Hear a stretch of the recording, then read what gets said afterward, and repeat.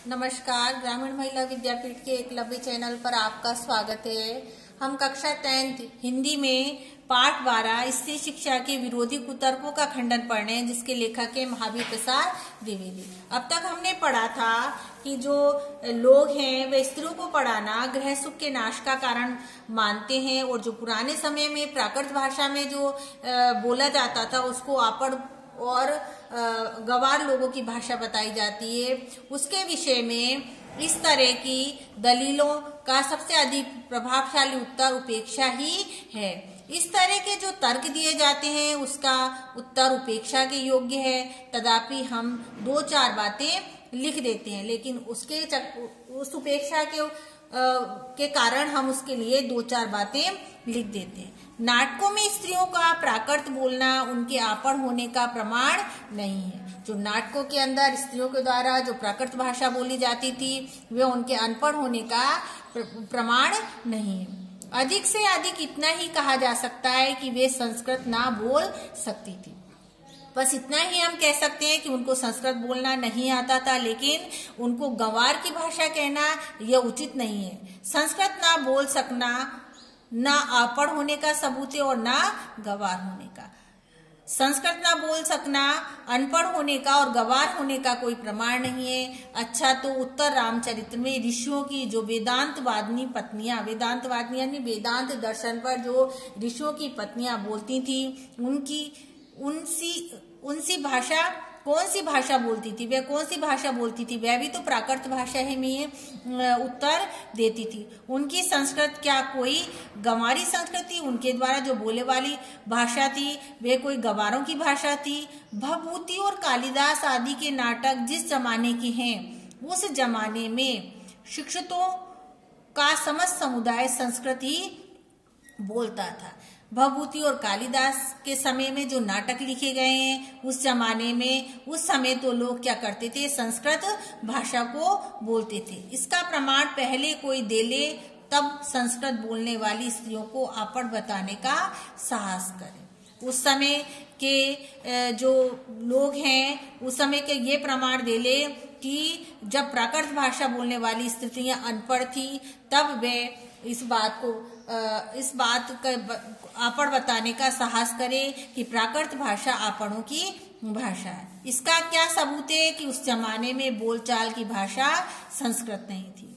ऐसा कोई सबूत नहीं मिला है कि उस समय में जो भाषा बोली जाती थी वे प्राकृत भाषा ना थी। सबूत तो प्राकृत के चलन के ही मिलते हैं। प्राकृत यदि उस समय की प्रचलित भाषा ना होती तो बौद्धों और जैनों के हजारों ग्रंथ उसमें क्यों लिखे जाते? अगर प्राकृत अनपढ़ों की भाषा थी, गंवारों की भाषा थी, तो उस समय के जो प्रचलित बौद्ध और जैनों के जो हजारों ग्रंथ थे वे प्राकृत भाषा में क्यों लिखे गए? और भगवान शाक्य मुनि तथा उनके चेले प्राकृत में ही क्यों उपदेश देते? और जो शाक्य मुनि है उनके जो चेले हैं, जो शिष्य हैं, उनको वह भी जो क्या देते थे, उपदेश देते थे लोगों को, वह भी प्राकृत भाषा में ही देते। बौद्धों के त्रिपिटक ग्रंथ की रचना प्राकृत में किए जाने का एकमात्र कारण यही है कि इस जमाने में प्राकृत ही सर्वसाधारण की भाषा थी।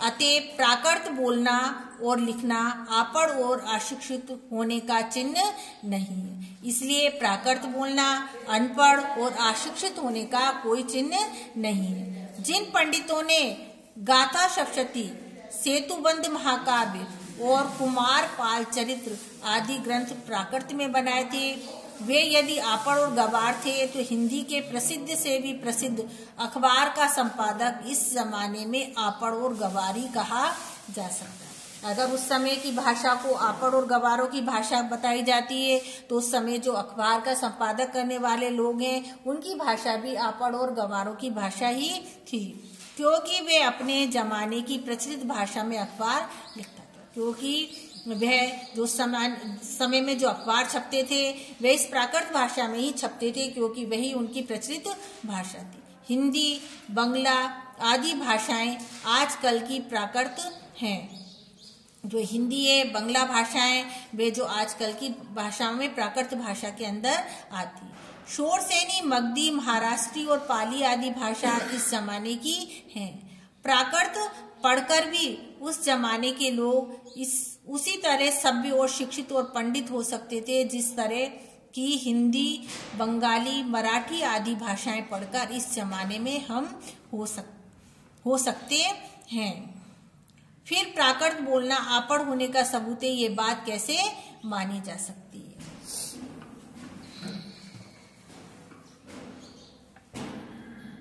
जिस समय आचार्यों ने नाट्य शास्त्र संबंधी नियम बनाए थे उस समय सर्वसाधारण की भाषा संस्कृत ना थी। जिस समय आचार्यों ने नाटकों की रचना करी थी, उनके जो नियम बनाए थे, उस समय संस्कृत भाषा नहीं बोली जाती थी। चुने हुए लोग ही संस्कृत बोलते थे, लेकिन बहुत ही कम लोग क्या बोलते थे, संस्कृत भाषा में बोलते थे और वही लोग बोल सकते थे। अन्य सभी लोग प्राकृत भाषा में ही बोलते थे। इसी से उन्होंने उनकी भाषा संस्कृत और दूसरे लोगों और स्त्रियों की भाषा प्राकृत रखने का नियम कर दिया था। इसी के कारण उन लोगों ने ही जो है उन्होंने प्राकृत जो संस्कृत भाषा है उसको ही पढ़े लिखों की भाषा मानने लगा था, और जो स्त्रियों के द्वारा प्राकृत भाषा बोली जाती थी उनको आपड़ भाषा बोलने के नियम बना दिए थे। पुराने जमाने में स्त्रियों के लिए कोई विश्वविद्यालय ना था। पुराने जमाने में स्त्रियों को किसी विश्वविद्यालय में पढ़ने नहीं जाती थी। फिर नियमबद्ध प्रणाली का उल्लेख आदि पुराणों में ना मिले तो कोई आश्चर्य नहीं है। इसलिए अगर पुराण आदि ग्रंथों में स्त्रियों को पढ़ने का कोई प्रमाण ना मिले तो इसमें कोई आश्चर्य नहीं है, और उल्लेख उसका कहीं रहा हो पर नष्ट हो गया हो तो पुराने जमाने में विमान उड़ते थे। पुराने जमाने में हवाई जहाज नहीं, विमानों के द्वारा यात्रा की जाती थी। जिस प्रकार की जो बड़े बड़े राजा हैं वह विमान के आधार पर एक स्थान से दूसरे स्थान पर जाते थे। देवी देवताएं भी, बताइए उनके बनाने की विद्या सीखने वाला कोई शास्त्र है? अब बताइए कि उस समय में जो विमान उड़ाए जाते थे उनका कोई नियम बनाए गए हैं? बड़े बड़े जहाजों पर सवार होकर लोग द्वीपांतरों को जाते थे। बड़े बड़े जहाजों में सवार होकर लोग एक स्थान से दूसरे स्थान पर द्वीप में जाते थे। उसके क्या नियम बनाए गए हैं? दिखाइए जहाज बनाने की नियमबद्ध प्रणाली के दर्शक ग्रंथ। बताइए कि कहाँ है वे जहाज बनाने की नियमबद्ध प्रणाली के ग्रंथ, कहाँ पर है? पुराण आदि में विमानों और जहाजों द्वारा की गई यात्राओं के हवाले देखकर उनका अस्तित्व तो हम बड़े गर्व से स्वीकार करते हैं। जो बड़े बड़े पुराण आदि में जो विमानों के द्वारा और जहाजों के द्वारा यात्रा की गई थी उनके अस्तित्व को तो हम बड़े गर्व के साथ स्वीकार करते हैं, परंतु पुराने ग्रंथों में अनेक प्रगल्भ पंडितों के नामोल्लेख देखकर भी कुछ लोग भारत की तत्कालीन स्त्रियों को क्या कहते हैं? मूर्ख, आपड़ और गंवार बताते हैं। इस तर्कशास्त्र ज्ञाता और तर्कशास्त्र ज्ञाता यानी तर्कशास्त्र के जानने वाले और इस